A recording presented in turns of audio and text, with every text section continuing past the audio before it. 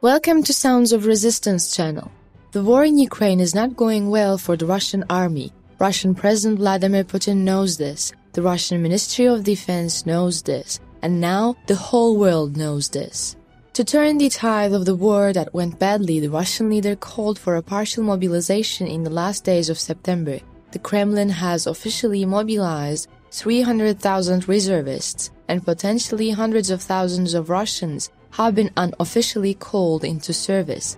The partial mobilization went as badly for the Russian army as the battle on the ground. Poor logistics, poor morale, and the shortage of even the most basic things turned the Russian mobilization into a major failure. On the other hand, in order to replenish manpower losses, the military leadership of the Russian Federation continued the practice of recruiting mercenaries, including foreigners, mobilized reservists with only few days of training and lacking basic combat equipment, such as modern body armor, helmets, and its tourniquets, found themselves on the front lines and suffered heavy casualties.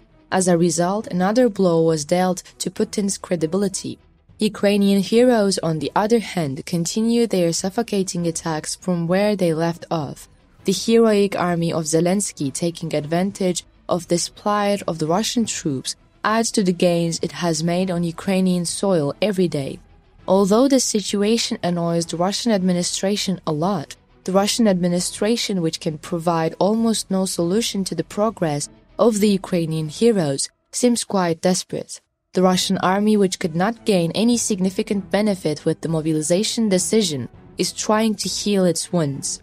Tens of thousands of soldiers were killed and wounded in the war, with thousands of tanks, armored personnel carriers, infantry fighting vehicles, artillery pieces, and other weapon systems abandoned and destroyed. The Russian army is getting nothing in Ukraine. The Ukrainian army almost killed the Russian troops with the Czech RM-70 Empire. If Russia continues like this, it will soon be able to flee without looking back from the territory of Ukraine. As the Russian leader continues to send untrained reservists to Ukraine against a determined and battle-hardened Ukrainian army, it comes as no surprise that the Russians have done a poor job so far. Russian forces were repulsed by an ongoing Ukrainian offensive and risked being stranded in the Dnieper River. He said the situation in the Kherson region had become very difficult as Ukrainian forces, led by the new commander of Russian forces in Ukraine, launched an offensive to retake the southern and eastern parts of the country, and Moscow was preparing to evacuate civilians weeks later. Russian Air Force General Sergei Surovikin, who was appointed to lead the invasion on October 10, underlined that the situation in Kherson is difficult for both civilians and Russian soldiers, stating that the Russian army will first of all ensure the safe evacuation of the population in Kherson. Surovikin noted that the Ukrainian army does not give up its attempts to attack the positions of the Russian troops. Russian forces in the area have been driven back 20 to 30 kilometers in the past few weeks, and Russian troops risk being anchored on the western bank of the 2,200-kilometer Dnieper River that bisects Ukraine.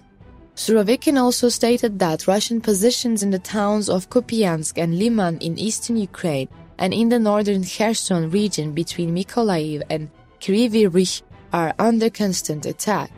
Ukrainian soldiers use heavy weapons supplied by the West to repulse Russian forces in intense fighting in Kherson on the southern border and Donbas on the eastern border.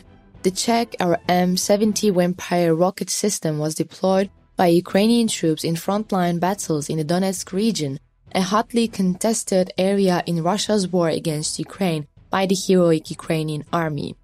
The Ukrainian armed forces successfully uses the Czech RM-70 Empire to destroy the rebels in the Donetsk region.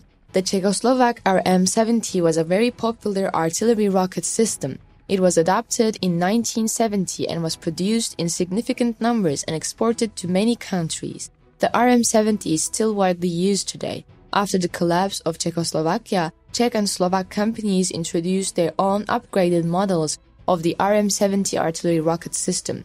In 2005, Slovakia adopted an RM-70 modular. Recently, the Czech Republic introduced its upgraded new model RM-70 Vampire.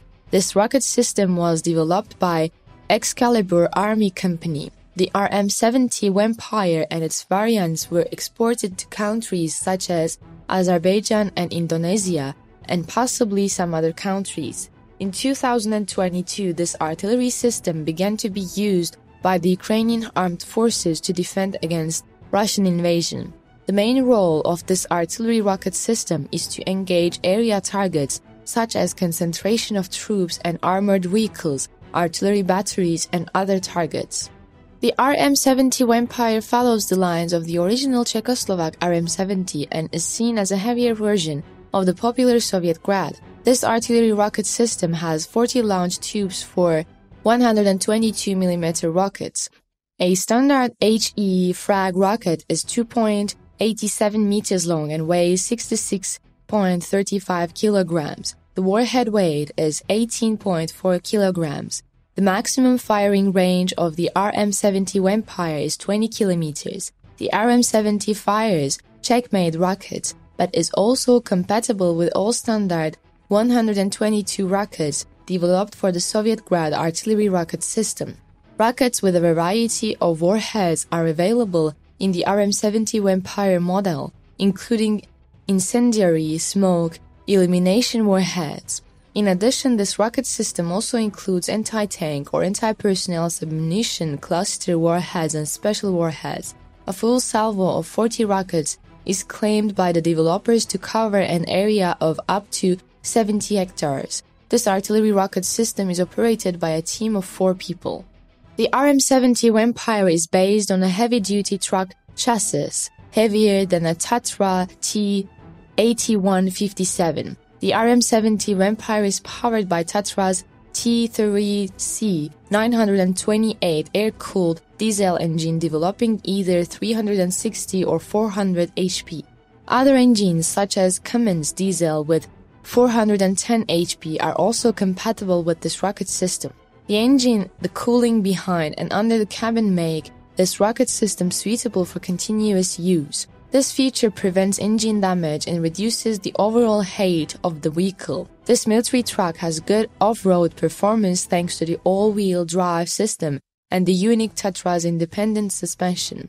Each wheel moves up and down independently, providing exceptional off-road mobility and higher speeds on rough roads. This artillery rocket system is available in both unarmored and armored cabin versions. The RM-70 Vampire has an integrated reload unit and carries a full set of reload rockets. The original RM-70 had a similar reload system. It takes about 2 minutes to reload all 40 launch tubes. This integrated reloading system significantly increases the vehicle's firepower, as a single RM-70 Vampire launch vehicle can quickly launch 2 salvos. Launch tubes can also be manually reloaded by the crew in about 7 minutes. Reloading can usually be done remotely from the firing position to prevent the counter battery from firing. According to data from open sources, as early as April and May 2022, the Armed Forces of Ukraine received a certain number of RM-70 Vampire rocket launcher systems from the Czech Republic. The Ukrainian army is actively using this MLRS to operate against Russian invaders.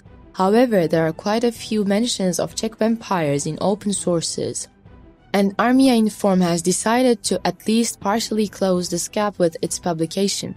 On one of the main tasks performed by the RM-70 Vampire is to combat the battery interaction with other weapons. One of the most striking results mentioned in the calculation is that 3D-20 guns can be destroyed simultaneously in one operation. The Russian army's options in Ukraine have dwindled. Russian military planners have to balance the urgent need for more troops on the front lines to halt Ukraine's advance with the strategic necessity of creating new units capable of conducting offensive operations in the future. With the approaching winter, Putin will have a hard time resisting attacks on the war front in Ukraine. Most likely, the difficult days of the third universe in the Ukrainian war are waiting for the Russian leader. If you want to follow the hot developments closely, do not forget to subscribe to our channel.